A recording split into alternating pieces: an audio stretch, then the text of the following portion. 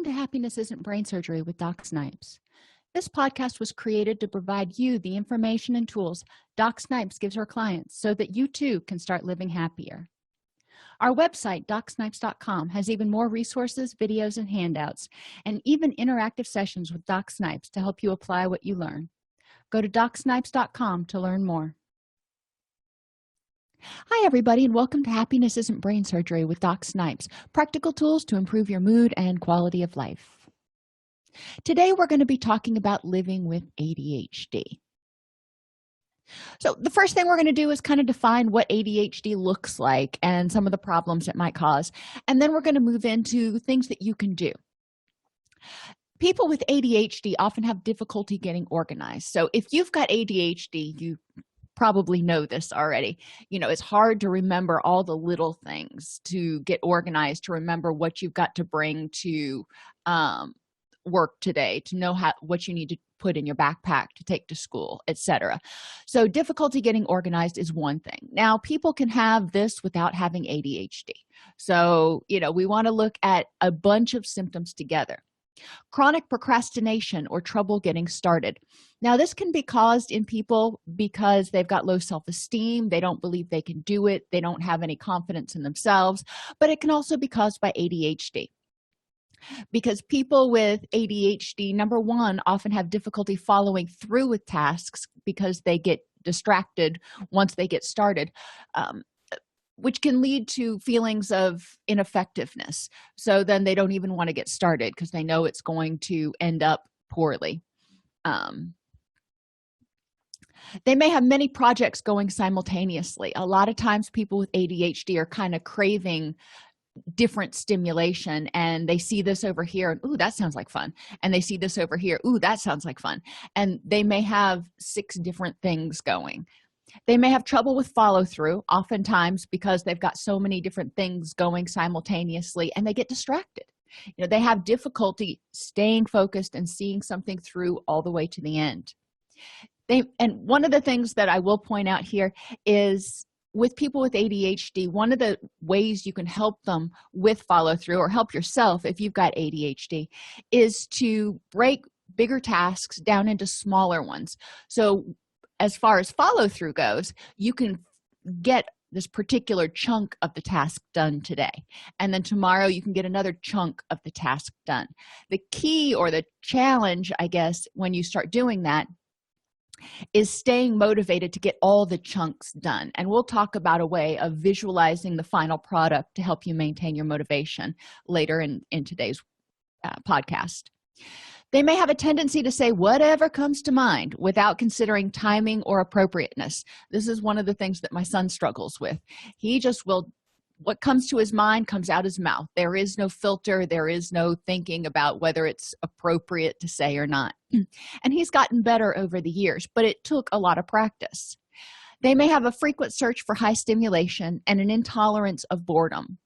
They may easily get distracted and have trouble focusing attention, a tendency to tune out or drift away in the middle of a page or a conversation. Now, again, this can be something that happens when you're tired, when you've got a lot of stuff going on, when you're under a lot of stress, or it can be something that happens as a result of ADHD. One of the things that we look at when we're making an ADHD diagnosis is, are these symptoms sporadic? Or do they occur pretty much all the time in multiple situations? If they occur pretty much all the time in multiple situations, then we're probably looking at ADHD. People with ADHD may have trouble going through established channels and following proper procedures because they want whatever it is done, resolved now.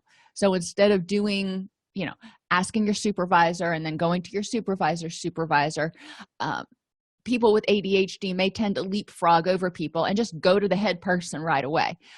So they need to learn interpersonal skills if they don't have those, and learn to delay gratification. Yes, if you ask your boss this question, you might not get an answer right away. Maybe you ask your boss for a raise. Sometimes bosses don't have the ability to say, sure, if you get such and such score on your evaluation, we can look at giving you a raise. the boss may have to go to his boss or the CEO to get clearance to give you a raise. So some people with ADHD might kind of know that, and instead of going to their boss and then waiting for their boss to talk to the CEO, they just go straight to the CEO. There's a lot of problems with that. So we need to focus on making sure we go through proper channels. People with ADHD may be impatient and have a low tolerance of frustration. So when things get stressful, when they get impatient, when they feel like they're being thwarted in some way, they may lose their stuffing. And we call this emotional dysregulation. They go from 0 to 250 in no time flat. One of the things people with ADHD need to learn how to do is regulate their emotions and learn how to tolerate frustration. They may be impulsive, either verbally or in action. So impulsive verbally, we already talked about, where you just kind of blurt things out without thinking about it, or interrupt, having difficulty waiting your turn in conversations. They also may be impulsive when they're playing games with other people, thinking about children. But even adults, sometimes we'll play board games, and people with ADHD have difficulty waiting their turn to play. But they also may be impulsive in action in terms of spending money. They see something they want and they get it, instead of thinking, okay, now let me wait here and think, I want this right now, but do I really have the money to spend on it and still pay all my other bills? They may have a sense of insecurity. A lot of the characteristics that we've talked about so far can cause problems at work, at school, and in interpersonal relationships, which can take its toll on the self-esteem of somebody with ADHD. They may have mood swings, especially when disengaged from a person or a project. If they're not focused on something, their mood may be all over the place. They may be happy one minute and irritable the next minute, and agitated or restless the next minute. So their mood varies based on their stimulation. They may have physical or cognitive restlessness, which means either their mind is going constantly and they have to have something keeping their mind going, or their body is going constantly. They're up walking around, they're pacing, they're doing something physical. With children, especially when you see children in stores that are just kind of going around, touching things, climbing on things, that could be ADHD. That also could just be a bored child. But you want to pay attention if your level of activity and restlessness seems to be a lot greater than the people you work with or the people you live with. They may have a tendency toward addictive behavior. Not only are people with addictions, do they tend to have some impulsive issues? They want to feel better, they want to feel better now. But people with ADHD often tend to seek out substances that will help them calm and focus and feel more, quote, normal. There's chronic problems with self-esteem, inaccurate self-observation. A lot of times people with ADHD, when they blurt things out and it's inappropriate, they don't really realize, they don't understand their impact on other people, and they don't understand other people's perception of them. So it's important that a person with ADHD starts understanding how other people might perceive them and what their behaviors look like. For example, blurting in conversations seems disrespectful. Now, the person with ADHD may not even kind of recognize this. So it's important to become more aware of what people without ADHD perceive. The other thing that seems to be a little different with ADHD, and people tend to think of people having ADHD as being all over the place, not able to focus ever. And that's not true. People with ADHD can get excessively involved in goal-directed activities if it's something that really interests them, whether it's video games or a project they're working on. They can get completely immersed in it, and it's really hard to break them away from it, which sounds contradictory to everything else. One of the things that if you are living with ADHD that you can try to do in order to, if you want to look at it this way, embrace your diagnosis, is try to figure out how to make the things you need to do really enthralling, really interesting, so you can get immersed in them. What is it that you can do? And it helps if you choose a career, if you haven't already chosen one, that also helps you get completely immersed in something that you just absolutely love, whether it is running statistical analyses or doing landscaping or whatever it is that you really enjoy. So, as a little side note, boys are often diagnosed with ADHD 3 times more often than girls, but it's likely that this is because girls typically present as inattentive or dreamy. So boys may be running as if they're on a motor, whereas girls may be sitting there and they just kind of drift off and check out for a little bit. So it's important to recognize that you can have an inattentive type or a hyperactive type, or you can have both together. But it's important to recognize that not everybody is going to be hyperactive. And so things to do if you have ADHD or ADD: get adequate quality sleep. This is really important to helping your brain balance the neurotransmitters to give you the best shot at having a good day. When you're sleepy, when you're overtired, a lot of times it's more difficult to deal with life on life's terms. So you're going to be more prone to those emotional outbursts and that dysregulation. When you're tired, it's more difficult to concentrate. Well, people with ADHD already have difficulty concentrating. So add exhaustion on top of that, and it's going to be a double whammy. So sleep is important to your recovery in order to help you regulate your moods and have the best shot at good focus that you can have. Train yourself to become more organized, and this is difficult. Don't try to do everything at once. Don't say, I'm going to be more organized in every aspect of my life right now. Pick something specific.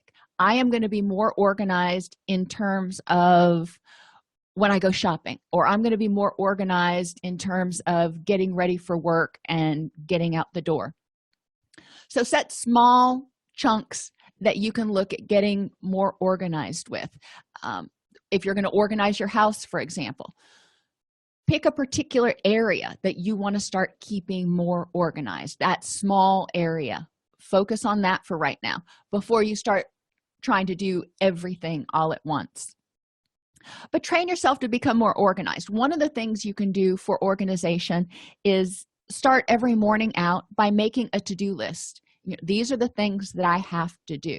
People with ADHD have difficulty holding things in their brain because it's constantly being bombarded with stimuli.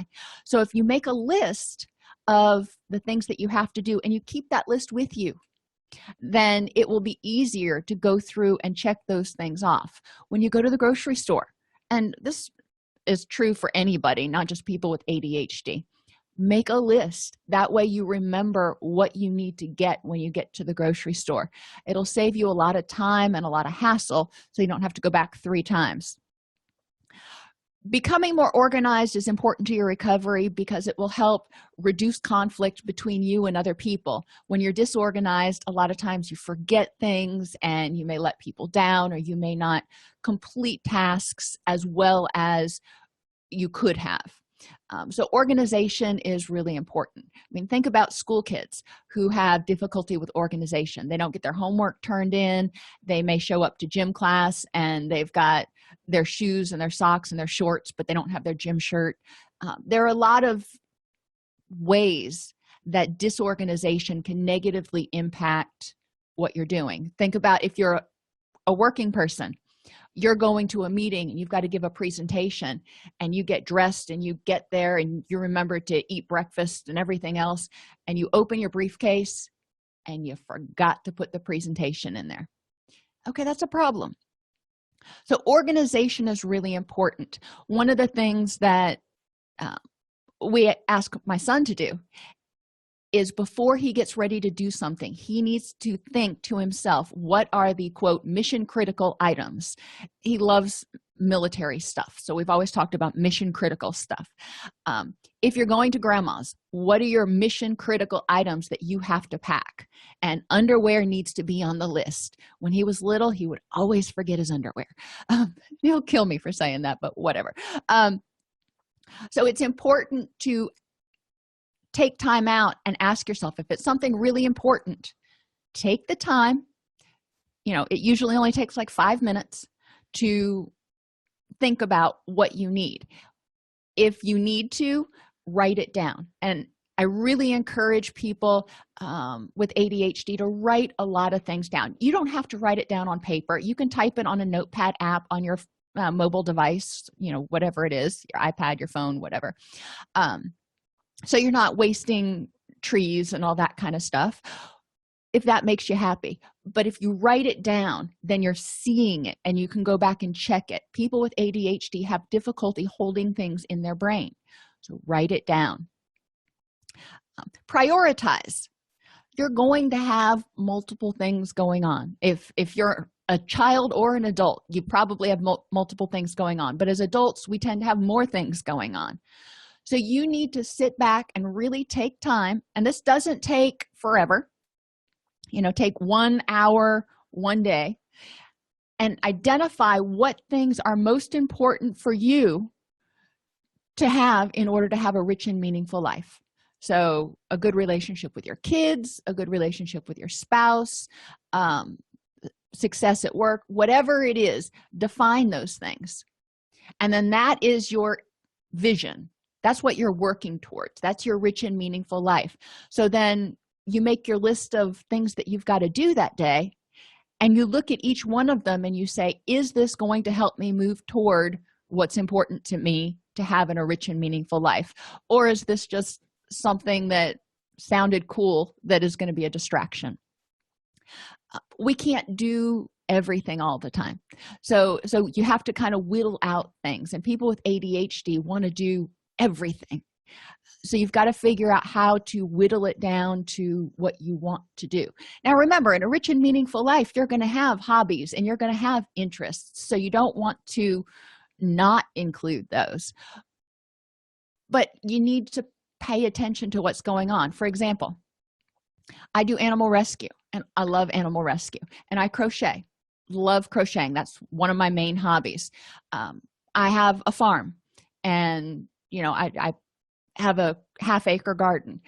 I work. I own my own business, and I homeschool my kids. So I've got a lot going on. But I was online the other day, and I used to have an Angora rabbit that I used his fur in order to make yarn, and they shed just like cats do. So it doesn't hurt them to get their fur out at all. It actually, just like brushing a cat, helps the bunny because he doesn't want to hold all that fur. But anyway, I saw this video of Angora bunnies. I'm like, oh, I want to have bunnies again. And I started thinking about it. And then I had to sit back and I had to look at my priority list and go, do I have time for this in my life right now? Based on what is important in my life right now, do I have time for this? So prioritizing is important. Learning how to, before you say yes to anything, say, let me think about it. That is a hard step. You need to control impulsive behavior because it makes it more difficult to interact with other people. It makes it more difficult to get a quality work product if you're being impulsive. If you want to build a doghouse, and instead of looking at plans online or going to the library and getting a book about how to build a doghouse, you just buy a bunch of wood and you say, well, I'll figure it out. It's probably not going to turn out, for most people, very well. And that's the impulsive behavior. So you need to be able to be willing to go through all the steps necessary instead of just trying to rush through to the end.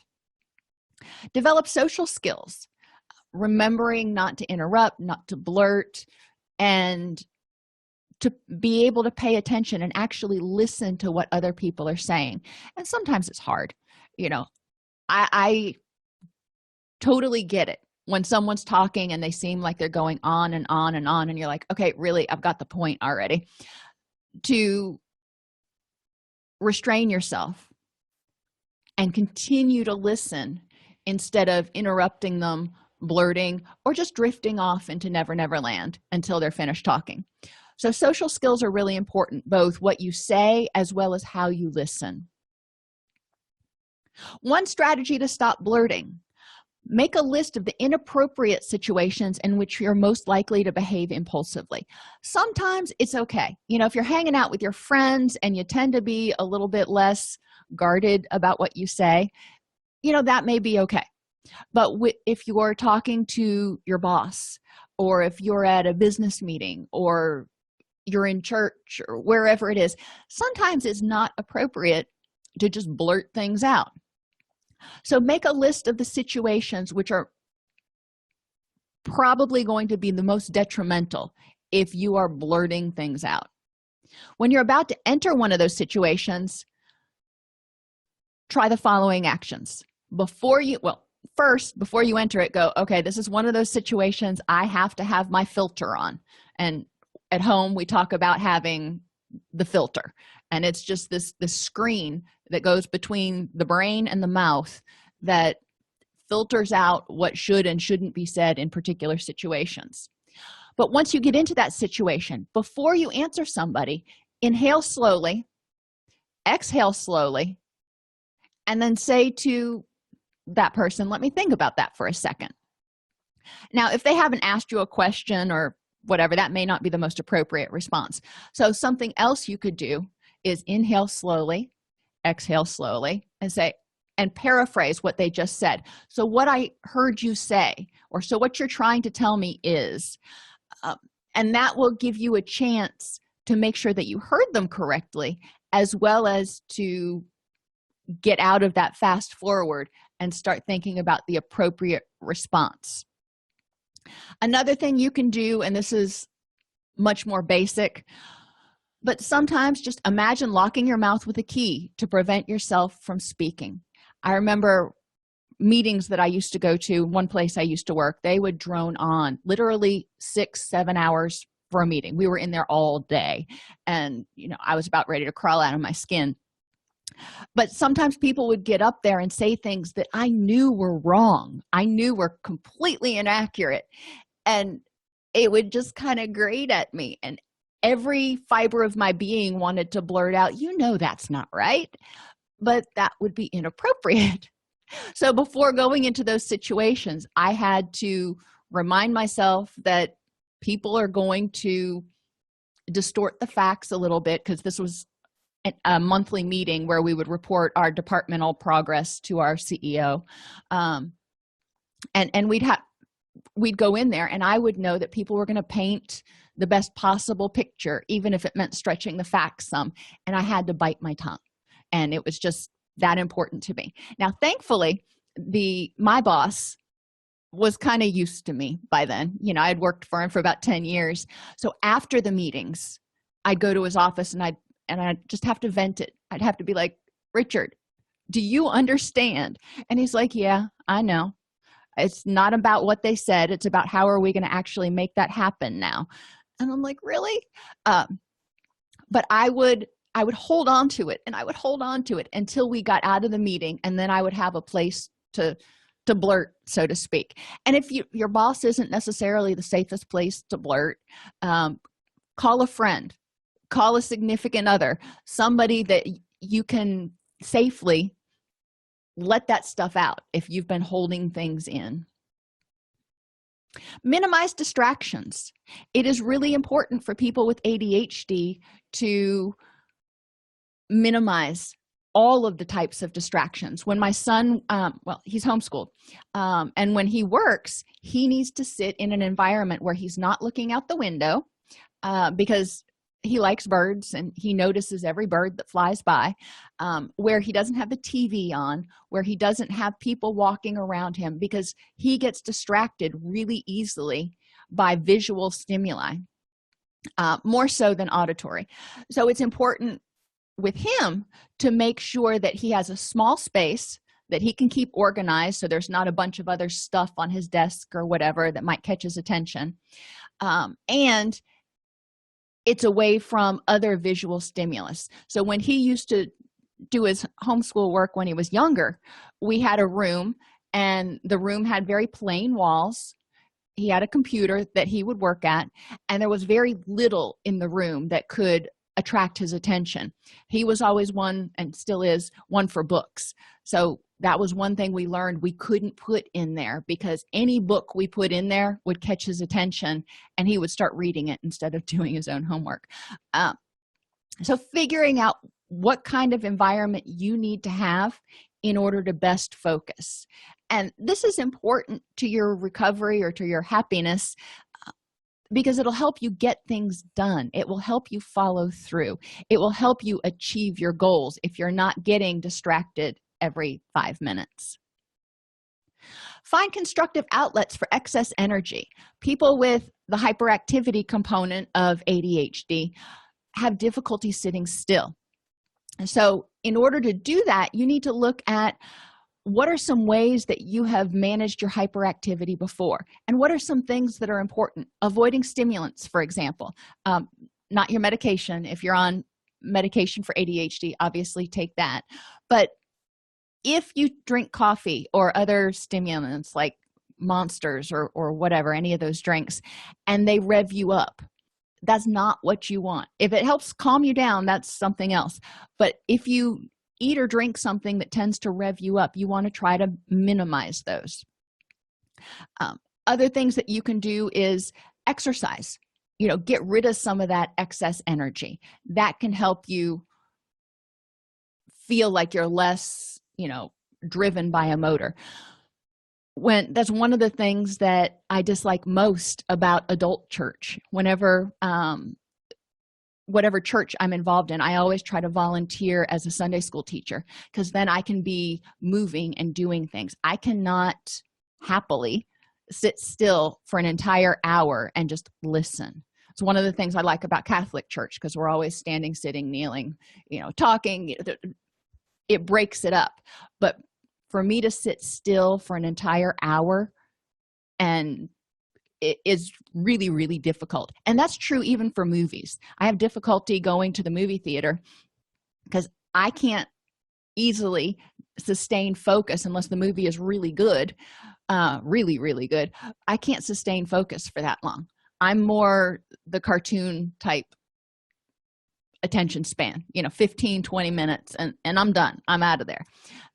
So it's important to recognize what your attention span is and how you can help yourself focus. When I go to longer meetings now or conferences, and I have to adult, sometimes I will bring things to do, whether I bring paper that I can make lists on or write or take notes. I may bring my mobile device if it's not something I have to concentrate on. I just have to be present, and I can read things so I'm not being disruptive. Or I'll bring, if it's an appropriate situation, I may bring my crochet with me, and I can sit there and crochet and listen, and everything's grand. But I feel like I have to be doing some kind of movement pretty much all the time. And that's important to recognize. It's just how I am, and it's just how you are. So however you need to handle your energy is important to know. Plan ahead. Adults with ADHD have difficulty drawing on past experiences to guide their actions. So when they start having a situation come up, they don't think, the last time I went into this situation, it didn't go too well when I did this. They don't check in with their memory banks to see what happened. So it's really important to figure out how to tap into those memory banks and learn from them. One strategy you can use is to picture a TV. When you're getting ready to go into a situation, or when you're in a situation and you're trying to figure out what to do, imagine a TV. And imagine on that TV is a show playing that's the last time you were in a situation like that. And you're just kind of watching that television show. Think about what you learned from that experience and what some of the details were about that situation that made it similar to your current situation, but also what about that situation is different than this one? Yes, you're consulting memories, but if you think of it in terms of a video or a movie, sometimes it's easier to recall it, and sometimes it's easier to see it. Train your brain. There is a program on the desktop, or you can get the app on the iPhone. It's not available on Android devices, unfortunately. It's called Luminosity, and it's free, but it does have a lot of activities that can help you train yourself to concentrate a little bit better. Some people swear by this. They say it helps them a lot to get more organized and to focus better and to learn how to calm their what we call monkey mind, the mind that's just kind of going all over the place. Other people find it exceedingly frustrating. So it's something you can try, and if it works for you, fabulous. If it doesn't, don't beat yourself up over it. Move on. Another thing you need to do, or you can do, is see the goal. A lot of times people with ADHD forget the purpose of their tasks, so they're uninspired to finish them. If nobody is standing there dangling a carrot in front of them, they may need some convincing to keep moving forward. When my son was studying for his ACT exam, that was something that I kept having to do, is dangle that carrot in front of him. And for people with ADHD, imagining the negative consequences of not doing something is really not a potent motivator. So for him saying, you're not going to score well on your test if you don't study, he heard me and it meant something, but it didn't mean a lot. It was really hard to get motivated to continue to study. On the other hand, when I switched gears and I said, imagine how awesome it'll be if you get a 29 or above and you get this extra scholarship and you have your schooling your college completely paid for. How amazing will that be to feel like you've accomplished that just from taking this test? And that worked a little bit better. Now, for people that when you have goals, and we all have goals, we all have things that we need to get accomplished. One thing that I found that works for most people with ADHD and without is creative visualization. Starting the morning out, just while you're drinking your coffee or whatever the case may be, imagining what it'll look like when you achieve your goal. So for my son, imagining what it was going to look like when he was finally in college and not having to do high school work anymore and having more independence and whatever it was that he imagined, that helped him. People with ADHD often forget to do things. So in order to remember to do these daily creative visualizations, it's really helpful to put a medication reminder app on your phone or mobile device. Now, why that and not just an alarm? Because medication reminder apps are going to bug the crap out of you until you do it. Whereas an alarm, I can hear and I can turn off and I can ignore. If I have an SMS message sent to myself, I'm really likely to ignore it. I'll see it and I'll be busy doing something else and then I'll forget about it. But the medication reminder, I can snooze it, and if I'm busy doing something else, and then 10 minutes later it's going to yell at me again and I can snooze it again. But eventually I'm going to do it, and it's a lot harder to ignore the medication app. So just set the medication app for whatever time, 6 o'clock in the morning or 8 o'clock, whatever time you get up, to remind you to do the creative visualization. That way you do it every single day. So in the next few slides, we're just going to kind of wrap this up with what we call a strengths-based approach. I'm going to have you think about how you've experienced each symptom and identify 2 things that you've either done in the past that have helped prevent the issue or address the issue. Some things we do, like getting enough sleep, can prevent a lot of problems. But then there are also some techniques that you may have used that helped you stay more organized or do better in social situations. And you may need to think way back. If you don't have any history of ever being able to manage that symptom really well, think about people you know who are able to manage that symptom. What do they do? Or envision yourself in the future. What do you think you could do in order to manage that symptom? So chronic lateness is one symptom or one issue with people with ADHD. So what can you do to address chronic lateness? And that can be late for work. There are a lot of people with ADHD, again, especially because they have very poor sense of time. So they'll get immersed in something. My son did this just last week. He was supposed to go to his internship at 8 o'clock. And 7:15, I went upstairs and he was still in his pajamas on the computer. And I'm like, son, you got to leave at 8 o'clock for your internship. And it befuddled him because he was like, well, I already ate breakfast. I'm like, yeah, but you need to get dressed and you need to brush your teeth and remember to put on deodorant and all that stuff. And then if you have time left, you can get back on the computer. But if you get sucked into computer world, you're going to run late, because that's the way it always has been. So he has to train himself, and he's still working on it, to get the must-dos done in the morning before he gets on the computer. That way he gets out the door on time. We've also learned to tell him when it's time to go. If we're planning on leaving at 8 o'clock, we tell him we're planning on leaving at 7:45. He runs late. He doesn't anticipate how long it's going to take to do everything that he needs to do. So those are things you can do in order to help avoid chronic lateness.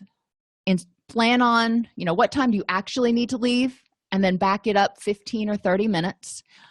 The other thing you can do is make sure that you get whatever you have to get done before you start doing something else. When I get up in the morning, I will read the news, and what time I get to work is kind of loosey-goosey since I work for myself, so that's fine. But if I still worked for somebody else, it would be important for me to either set a timer before I started reading the news, or to get dressed and ready for work before I started reading the news. That way I wouldn't suddenly look up and go, oh my gosh, I've got 10 minutes to get ready. Forgetfulness.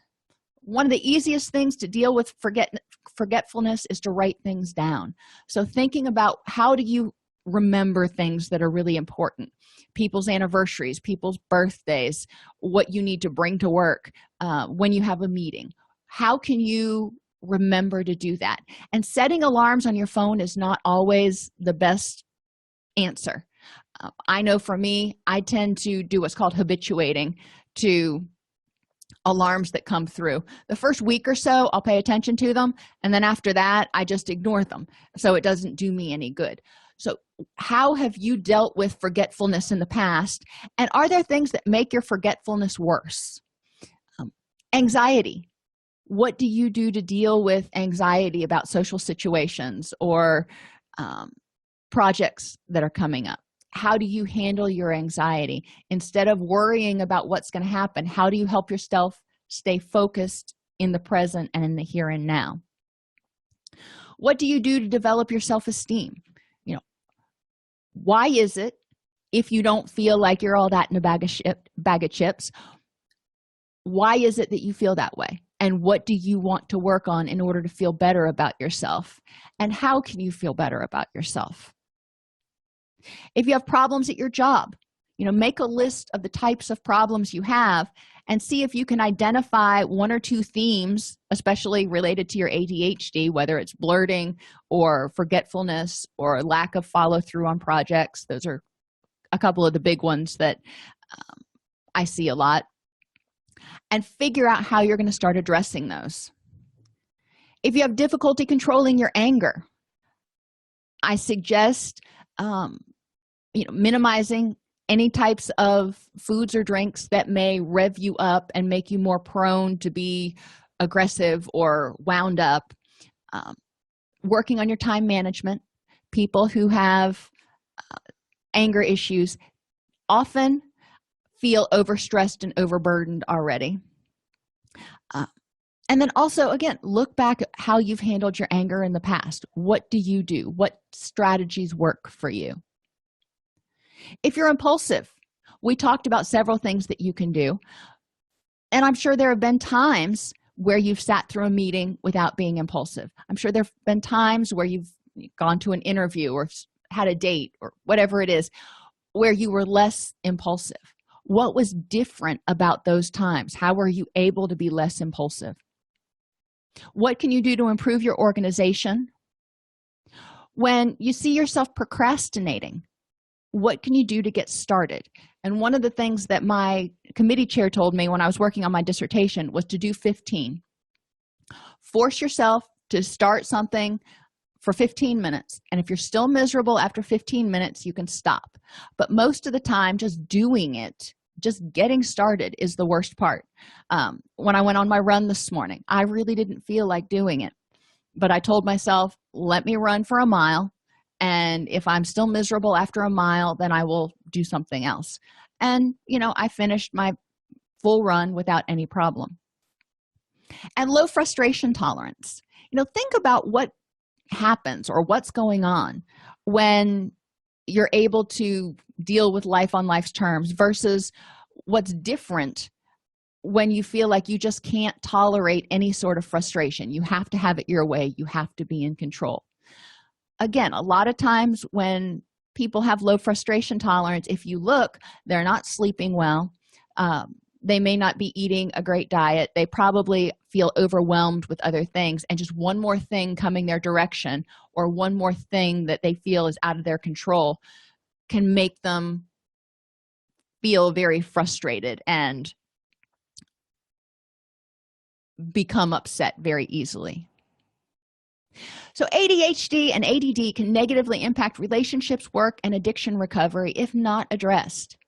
One of the things to think about, and I firmly believe, is that it's more important to identify and address symptoms than worrying about fitting a particular diagnosis. So if you have 4 out of the 8 necessary symptoms or whatever, fine, but you still have 4 symptoms. So to have your highest quality of life, you want to figure out how to address those 4 symptoms.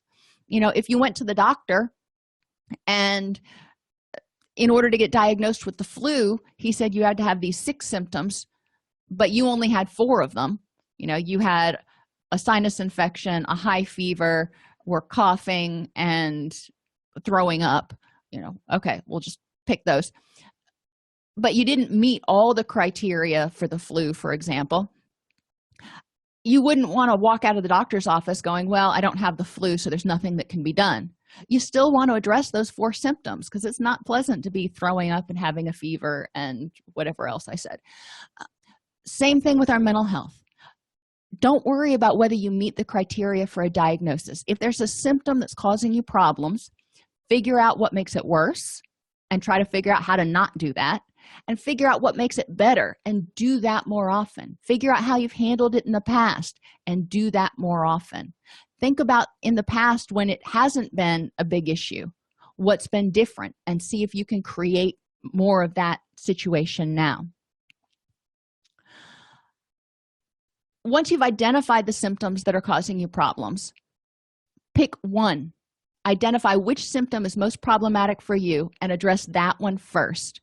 Once you get that one under control, then you can start addressing any symptoms that are remaining, one at a time. All right, thank you for tuning in, and I will talk to you next time. Do your clients need a little help staying on track between sessions? Are you looking for a great aftercare resource? Look no further than DocSnipes.com. For as little as $15 per week, Dr. Snipes provides concierge coaching services to clients through online weekly groups, chat availability 7 days a week, and members-only resources. Learn more at DocSnipes.com.